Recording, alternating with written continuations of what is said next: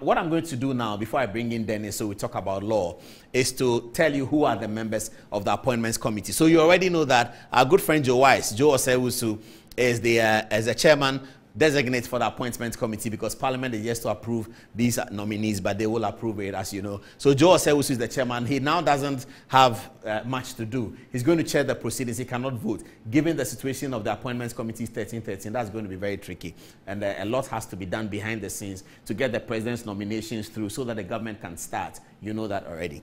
Joe Osewusu, okay, chairman of appointments committee. This will not be the first time he's chairing the appointments committee, because he was the first deputy speaker in the last parliament. That's the 7th parliament. And there again, he was the chairman as well. Okay, let's move on.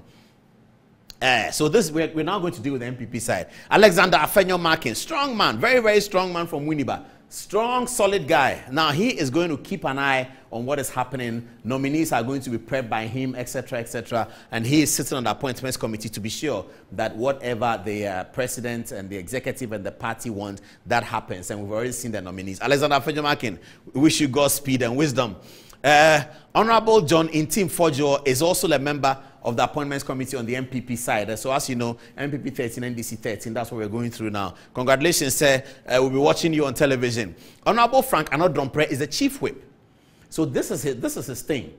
He needs to grab all the 12 votes, 12 voting members for the MPP, for every nominee. Stricto sensu, no ifs and buts about it. He has to square them up, 12, and hope and believe that based on the performance of the nominees, some of the 13 of the NDC will swing in favor of the nominee. They will watch Godfrey Yeboah-Adame speak, and they will say that we think that based on the way he has spoken, the whole country was watching. He's done an excellent job. Let's allow him to go through. And of course, Honorable Kujeto Ablakwa was in the studio. He said that they are not going to be unnecessarily mischievous. That's what the president was saying in his inaugural. President Akufo-Addo said this is uncharted course. We have to work together.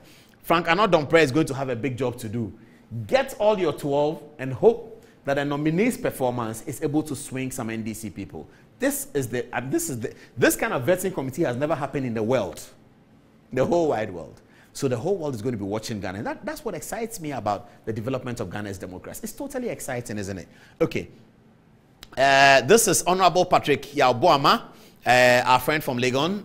He's a good guy, member of parliament. He is one of the MPP members. And Patrick Boama has done well. He's risen up in politics, and he's now a third-time member of parliament. Very, very good guy, nice guy, you know, another guy who epitomized a lot of humility. On the night of the 6th, I saw him in the foyer when all the confusion was going on. If you go on my Facebook page, on Good Evening Ghana's Facebook page, you see a photograph with me and Patrick Yaw-Boama. He was in a beautiful kente cloth on that occasion. The indefatigable Matthew Opoku Prempeh is a member of the committee, and I guess that they wanted to put some senior people on the committee just so that the committee is strengthened. Himself will be appearing before the committee. This is interesting. So when members of the committee appear, it will mean, would they still have a vote? I have to check with Parliament. I don't know. I don't know. I have to check with Parliament. Because, you know, the standing order doesn't say much about when a member appears. But this is a member who is going to appear before the committee. So if he doesn't have a vote when he appears, should he have a vote? I don't know. If that's so, then an advantage is given to committee members who are nominees. What should be done about that? I don't know. Give me up to Thursday. I will call Chairman Sabonso and find out. I'm sure that we can get an answer to that. And if I get the answer earlier than Thursday, I'll put it on the Facebook page so you can see it. This is an interesting question. Members of the committee who are nominated by the president, what happens to them? Okay. This is Honorable Henry Korte. He's also a nominee for the Greater Accra region. So he may be coming in, but he's also a very strong guy, coming from the Ministry of National Security. He's now been nominated as Minister for Greater Accra, but he had been at Interior as a National Security. So I think the vetting requires some national security inclinations or something like that. He will be there to provide a lot of that. Okay. Then you have Honorable Brian Achampong, also big on national security. Has Brian been nominated for something? I don't remember seeing him. I'll check again. But Brian Achampong is the Minister of State at the Ministry of Interior. And he's a big member of parliament for the Nkoko constituency. And Brian will also be there on the committee, maybe to push that agenda of the 12. Hey, the Honorable Esla Owusu. She's been nominated for the Ministry of Communication and Technology. I don't remember talking about her this evening. But Honorable Eslawusu has been nominated for the Ministry of Communication and Technology, and she'll be on the appointments committee, and you expect that she'll be there to make sure that it happens. And she's also a nominee. She's going to appear before the committee. And as I said, I'm going to check and tell you later on when I find out whether nominees who appear still have a vote, if it gets to a vote, if it doesn't get to consensus. Congratulations, Madam Minister, and good luck. Honorable Patricia P.J. is also a member of the committee. She's a very experienced woman. She used to be at KMA in Kumasi. She's a big part of the Ashanti caucus, and she's also going to be on the committee. Okay, Honorable Osei Bunsu Amwa. Obi is an old politician, and this will be, I think, his 4th time in Parliament. Obi is coming in also as Deputy Minister of Local Government from the last administration. Obi will be there to, I believe, provide the experience that all the new nominees may need to prep them up well and get them very, very ready for the event. Hey, congratulations to Honorable Alhassan Tampuli Suleiman. And now he was at the MPA, a darling of most of the young MPP people. They said that Alhassan has been very, very helpful when he was at MPA, helping everybody. He went up and won a seat, became Member of Parliament. It's widely believed that he's going to be nominated as a Deputy Minister of Transport. He's also on the appointments committee. Honorable Alhassan Tampuli, very, very intelligent guy. Honorable John Kuma is my MP. You know that, don't you know that? You do. On voting day, I was all the way in the village. Honorable John Kuma is my MP from Ashanti. He's the Member of Parliament for the Ejuso constituency.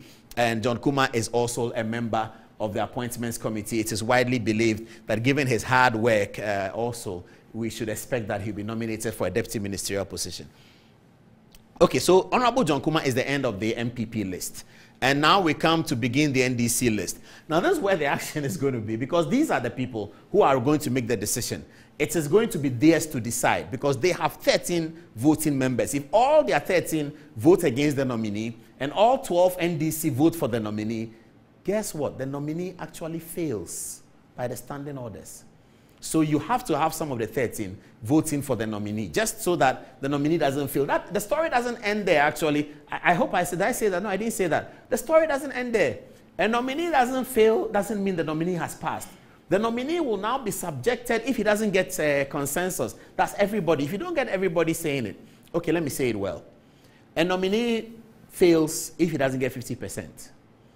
A nominee is transmitted to Parliament for voting by the 275 if he gets more than 50%, but not up to 100%. 100% means consensus. Everyone says yes. If everyone doesn't say yes, you cross the 50, you go to Parliament for the 275 to cast a vote on you by secret ballot. Okay. Haruna Idrisu is the indefatigable minority leader of Parliament. He's a member of the committee. He'll be asking very tough questions, and he's already said that he's going to ask ministers questions about their stewardship. That a lot of the ministers who are coming are ministers who have already been there. So this vetting is not going to be too much on CVs and all of that. It's about what you have done over the last 4 years. And they're going to really grill ministers about their stewardship. That's good for Ghana, isn't it? Haruna Idrisu said that. Muntaka is on the committee as well. Honorable Mubarak Muntaka is on the committee for the NDC. Honorable Mahama Yariga is on the committee for the NDC. These are really tough people, you know. Honorable Alhassan Suini, a former journalist, Radio Gold, is on the committee as well. The questions are going to be flying in from left, right, and center. Wow. Honorable Edwin Nilante Vanderpoel, Dodo guy, very hardcore guy. Questions are going to be coming. The questions are going to pour in like mad. It's going to be a hectic time at the appointments committee. It's good for Ghana. It's going to be live on television. Honorable Elizabeth Ofosu-Adjare, I believe, is a member of the appointments committee as well. Is she not NPP? You have Honorable Eric Opoku, who is MPP, NDC. He's also on the committee. I'm looking for Samuel Kujeto Ablako. Where is he? Hey, Francis Javier Sosu, our guy from Medina. Investigative journalist par excellence, is also in the committee, and you have to give Francis Javier Sosu some praise. I like him for one reason. Anytime recently he put up something on Facebook where he was addressing, during the campaign, he was addressing some women under a tree. Few women, he was addressing them about his own life. And he has an interesting story, very, very good story. Came from nothing, picked up by people, went to school, did well in school, ultimately became a lawyer, called to the bar. Great story. So as he was telling them the story, he I watched the video, and then I decided to text. You know, I like doing that. I sent in a message. I said, Francis, from the story that you are telling the people, I think that you should be praising free SHS, because you, more than anyone else, is really a product of this philosophy. I texted that to him on his Facebook page. And then he replied. He said, Dear Paul, myself and my party have been praising free SHS. We are only concerned about some aspects of it. And when we win power, we will fix those aspects of it. And then the conversation went on. That was good. So I like Francis Javier Sosu for that. He won the Medina seat, a big constituency. Another thing I like about him is that he likes praying. You know, praying people are interesting people, aren't they? He likes praying a lot. Sosu likes praying a lot. If you go on Facebook now, put his name there. On Sunday, he was in all kinds of churches. He likes doing that. And he's also a people's man of sorts. So you turn on Facebook and he's playing football under a tree with some kind of people. He could turn out to be a very good MP, and a very long-serving MP for that matter. Sosu is on the committee. He's an anti-corruption crusader, as you know. And so we expect a lot of anti-corruption questions to come from his angle. Okay. This is Honorable Gisela Tete, who defeated George Anda in the what's the name of the constituency? I can't remember now. But she's Hannah Tete's sister, and she's thought to be a very intelligent woman. So we expect her to also ask some important questions. Honorable Samson Ahi will be there as well. He's also on the committee. Honorable James Agalga, my friend from law school. James Agalga will be there as well. He used to be Deputy Minister of Interior. Very, very intelligent guy. James Agalga is a good guy. And he's there. He will also be asking very good questions. Agalga is the kind of person who is very solid on academic work. He's also very street smart. And he has these proverbs and that kind of thing. You know, Agalga is very good with those things. He's very traditional as well. James Agalga, you expect him to ask some very, very good questions. And this was the photograph I was looking for. Honorable Samuel Kujeto Ablakwa is probably the longest serving member of the committee, and he will also be there to ask questions. So we expect the appointments committee to be really boiling up. Okujeto is the last person. That's the story. Minister designates from the president. What does the vetting say? What are the rules of vetting, and who and whom are going to be doing the vetting? These distinguished 26 men will be doing the vetting from the NDC side and the MPP side, and they will all be led by the Venerable Joe Wise, as we call him, the chairman, who in this situation doesn't have an original vote, but does only have a casting vote. Joe Wise is the chairman